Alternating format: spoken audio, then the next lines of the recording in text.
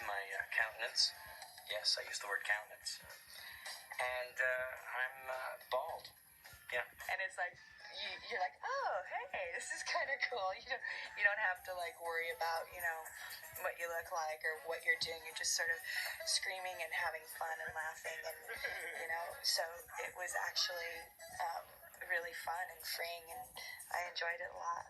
While the actors voiced their characters over a period of 3 years, a parallel process was taking place in animation, where Shrek's world was brought to life visually. First of all, we gather an art department and discuss with the directors, producers, and by working closely all together as a team, we come up with the look of the movie. Well, the story artists give them script pages, and the artists go away and draw all their panels. They pin them up and they pitch them to the directors for approval. Yours for the rescuing, Princess Fiona. And once they're sort of approved, they go to the editorial process. Everything starts in editorial. So Sim gets the boards and puts them together and gives them the pace and the tone and the sound effects. Then it goes into production. Ogres are like onions. They stink? Yes. No. Layout is his first step of the film's process into 3 dimensions. And so what I do is work with the directors and my layout crew, and we start blocking out in 3D very simple characters and simple sets. Animating means putting in all the details and naturally maybe start working on the facial animation and then overlapping action, follow through, and also all the details, make sure the weight is at the right place. I was forbidden from meeting the animators. Actually, I was told that they're the mole people and that they never see the light of day. At the same time, other departments are working on subtle lighting, complicated visual effects, and texturing of the images. All this effort was directed towards creating the unique balance of realism and fantasy that characterizes Shrek's remarkable world. We wanted to take this fairy tale world, bring it to life, and have it feel very realistic without it being photorealistic. So it's a stylized realism. You just can't believe what you're watching. It's a completely amazing universe full of these storybook colors, but everything has weight to it and everything's 3-dimensional, and it's really exciting. I think that there is a look to the film that hasn't been seen before. There's a believability there. The great things about just Shrek with the sets, the production design is fantastic, and you have these amazing environments. We had, at some point had 47 and 56 different locations, which is an enormous amount of sets that have to be designed. And again, these don't exist, so you have to create everything. And in Shrek's house, we have rats hanging from the walls. We have tons of things that you barely see. I mean, it's one of the things also in the movie was to bring as much richness as we could, and that richness is brought by the light, the modeling, by the texturing, by the number of props and objects you have in the scene. There's just a texture, a tactile quality to it that you don't get in just plain animation, and it's not like a surface, it's a dimension, and that was really cool to see, because that's just technology that you just haven't seen before. Just the raw complexity of everything. The number of characters, the complexity of the characters, the fact that they're wearing clothes, the fact that they've got muscles and that they've got skin and they've got hair and they're outside with hundreds of thousands of blades of grass and trees with leaves is really, I would say, the measure of what's been going on recently. Everything's a case of trial and error. For instance, we had shots of Donkey. It was actually someone's first day in production, and they made one change which they thought was an innocent change, and the next day we got back renders from about half a dozen shots with Donkey looking like a chia pet. Kick to the curb. Don't mess with me. I'm the stair master. I've mastered the stairs. I wish I had a step right here, now. I'd step all over it. It's just so adorable. We've saved those, and we look back at them every once in a while for a good laugh. There's a case where if the animator accidentally goes off the end, in the sense that he asks for a shape that's not there, the face blows up, literally, absolutely blows up. The teeth pop out, the tongue sticks over there, the eyeballs pop out, the whole thing just blows up. So it's kind of freaky. Before this is over, I'm gonna need a whole lot of serious therapy. Look at my eye twitching. Yeah, dealing with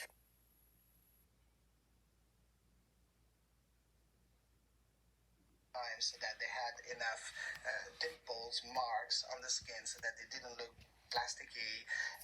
With Fiona, for example, we have a very complex system of dermis, epidermis, and base. So it's working almost like a makeup process, and that is a system also that was applied by Rembrandt. So it's not new.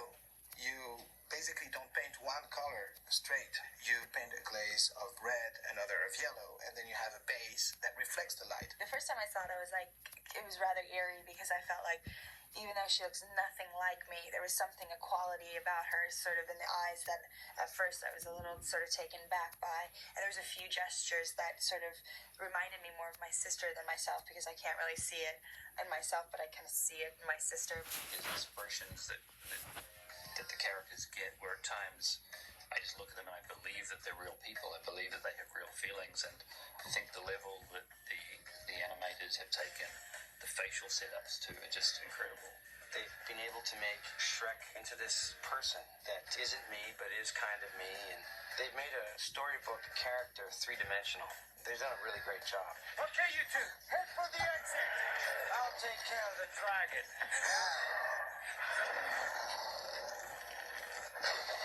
Water, fire, mud. These are like the most difficult elements. The dragon's keep surrounded by a moat of lava was a choice to make it, that much more threatening and imposing. Just keep moving, and don't look down. Shrek, I'm looking down. To do the lava, we created spurts that would look interesting, and then on the surface of the lava is what we call a height field, which is basically a grid that you make go up and down in certain places, and that gives you a fluid-like looking surface. And then we brought it into some programs that we have in order to make the texture on the top feel like it's swirling around. My favorite moment in the movie is the moment where Shrek and Donkey save Fiona from the castle and they're being chased by the dragon. Hi, princess. It talks! Yeah, it's getting them to shut up. That's the trick. The animation is amazing. You see them being chased by this big ball of fire, and every turn in this movie is amazing because there's a new visual effect that just blows your mind. The fire on Shrek is, for the most part, CG. In this sequence, the fire it's almost a character itself as far as needing to move through the scene and interact with the characters. Basically, we started off with just a very simple ball, and we just animated the ball at the camera to get the timing right, and they started building. Bring them to life and make them much richer and lusher and real. The dust in the air, the leaves moving in the trees, the wind in the grass, the footsteps, the very precise lighting.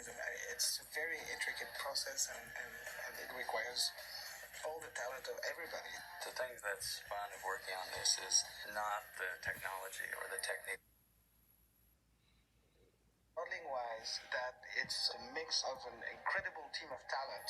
The movie, as you see it, is far beyond our wildest dreams.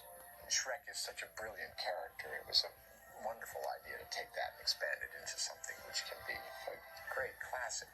I think the story itself just has a great message of saying how important it is to sort of not judge people for the way that they look, but to see people for who they truly are. Oh, that's beautiful. I didn't know you wrote poetry. That's a sweet little message, that you should love yourself for who you are, and, beauty is on the inside, not on the outside. If you're beautiful on the inside, that makes the exterior beautiful. The thing that I feel about the movie more than anything else is how funny it is. It's full of discoveries and full of, wonderful character moments. It's got a tremendous heart to it. Beautiful acting and comedic moments out of this extraordinary cast. Only a true friend would be that truly honest. The writers have done a great job of creating an amazing